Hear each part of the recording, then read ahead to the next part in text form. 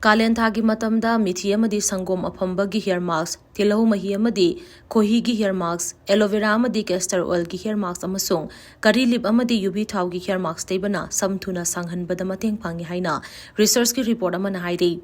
Report asina hai mithi da nicotinic acid amadi protein yawi, sangom apambadana lactic acid yawi, mithi amadi sangom apamba ani yansinaduna hair mask semlaga samda minute kuntra taibana samda naptuna leiramba humang amadi scalp da paktuna leiramba amora kaising adu mapung phana lauthoktuna samthuna sanghali. Dilhauda yauba sulfur na collagen puthokpada mateng pangduna hair follicle mapangan kanhali, kohina nungsita yauba ising chupsin bangami, dilhau mahi amadi kohi ani asi yanaduna hair mask semlaga samda minute kun taibana samda hydrate piduna sam adu mon lauhanbata natana antibacterial agent amagum mathau tawi.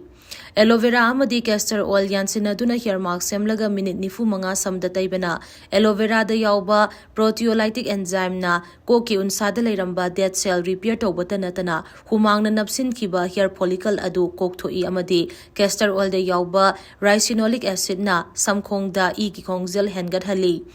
Nakalamuramda kari lip amadi UV thau yansinduna hair mask semduna samkhong da taibana kari lip da yauba beta carotene amadi amino acid adu UV thau na samkhong yongna pusinduna hair follicles sil hanbata natana sam kenba fahali haina report asina makhatari.